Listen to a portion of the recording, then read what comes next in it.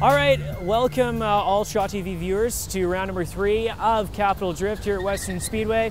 It's been a good day of action so far. Obviously, we've had a little bit of rain earlier on in the day, but that's gone away. It's sun and cloud, perfect weather for drifting. Obviously, we've also got a new layout out here, the Lobster layout. It's pretty fast. It's going to be interesting to see how some of the higher horsepower cars and lower horsepower cars compare, but it should be a great day for drifting for round number 3 at Capital Drift here on July the 2nd at Western Speedway.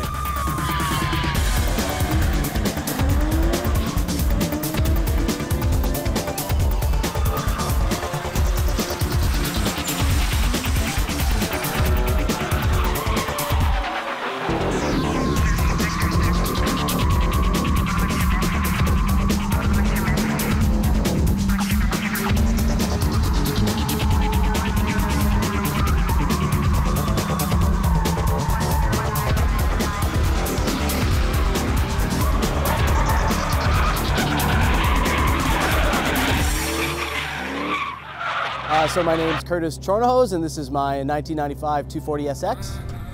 I got my freedom, you're the one down to ride. So wait up for me, tell me what we gonna do. Tell me what we gonna do. Okay, so I bought this car as a bare shell last year from a guy on the mainland, and I took it to a shop in Cranbrook, Concept Industries, and we had the vision from the beginning with them to do the build with the LS swap, the full PBM suspension, the 2F wide body kit. It was inspiration from like all the Formula Drift drivers, but then also keep a lot of the street style by not needing a roll cage, still having a full interior, and still street driving the car. So it's got Airwolf canards. They're made from a guy just outside Seattle. I saw them on like a cool Instagram drifter car, so I ordered them for mine. Yeah, they're all dirty right now, but it looks cool anyway. And I moved to the island like 2.5 years ago, and I started coming shortly after I moved here. I bought a 240 from a guy. Actually, it's Brian's car now, and I smashed it into the wall my first day out. Started buying a new car and then doing the big build, and ended up with this, which is total overkill. It's fun to be different, but it's also expensive, I guess. I used to drift with Spec D in Edmonton on Castro Raceway. I've drifted at RMDC in Claresholm outside of Calgary, and Penticton Speedway a couple years ago. I ran that event. Still trying to get out there for some of the big team tandem events, maybe next year with this car, make the trip to the mainland. Also going to start going to Villain Sportsland in Walla Walla. That's the new Japanese replica track. So going to be getting out there maybe the end of this year.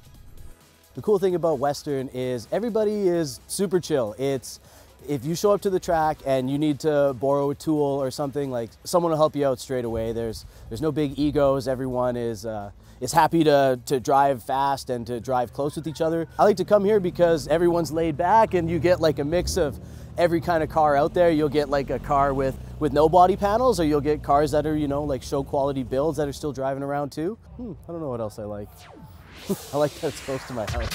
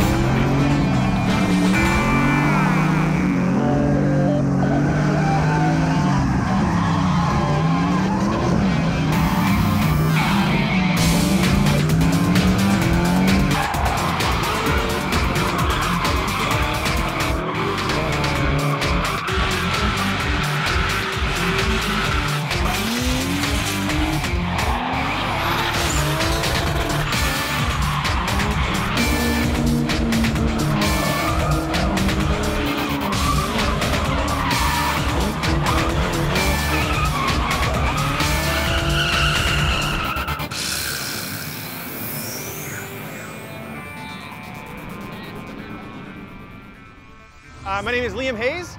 I'm one of the staff members with Capital Drift. I've been doing this for between 8 to 10 years now, pretty much since the beginning, but had a few cars along the way. Current car is a 1990 Mazda Miata. The sun comes up,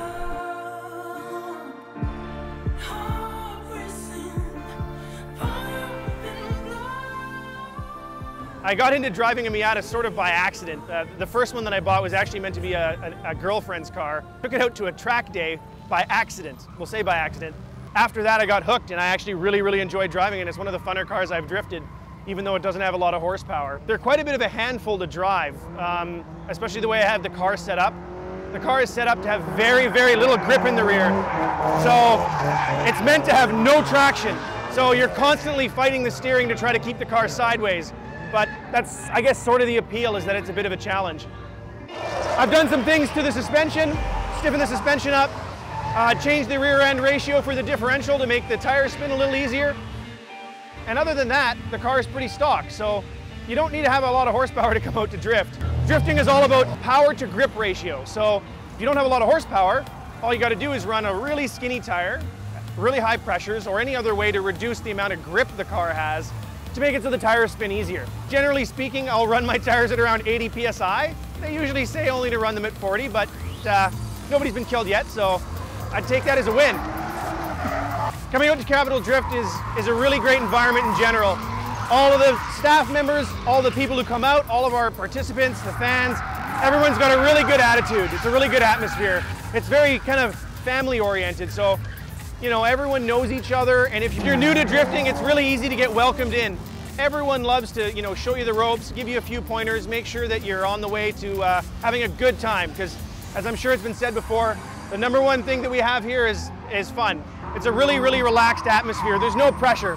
So all of the new guys that we have coming out, there's no kind of preconceived notion of having to meet any sort of standard. All right, here we go for the finals. Danny Cox versus Shawn Miller, both drivers initiating at almost exactly the same point as Shawn slides alongside Danny Cox. Danny now pulling about a 2-car length gap as they head off into the infield portion of the course. Shawn a big peek up the inside as they head into that transition point that brings them back out onto the front straight. Danny Cox will lead them right up to the outside wall. Shawn Miller right there as well as they duck into the infield portion of the course through the final transition point. Danny with a shallow line, Shawn sticking it up the inside, and that will do it for run number 1. All right, here we go, the final run of the day. Shawn Miller, your lead car, Danny Cox, the chase car. Into 3 and 4 of the oval they go. Shawn Miller initiating, Danny Cox about a car length behind as they head off into the infield portion of the course. Shawn a shallow line, here comes Danny trying to go up the inside of him through the transition point they go. Danny 2 wheels over the curve and in the dirt as he comes out onto the front straight. Shawn Miller arcing it out through the middle section of the course. Danny about a car length behind through the final section. That's gonna do it for event number 3 of the 2018 season here. Who has won this event is... Okay, pitter patter, let's get at it. Shawn Miller and the Ride Ready Boys win. Congrats to Shawn. Thank you everybody for coming. First win, feels really good. Yeah, 3 Beamers on the podium. The 3 Beamers are like, it's crazy. Yeah, they're taking over. BMWs are taking over. About ready to go home and go to bed now? Yes, I'm ready for bed, for sure I am. Yeah, so what were you doing this weekend again? At the Drift Union Invitational in Penticton for Saturday and Sunday, and then packed up at around 3 o'clock, ripped home as fast as we could, caught the 10:45 boat, got home at about 2 a.m., changed my tires and got everything ready and drove here for first thing this morning and did the comp on no sleep.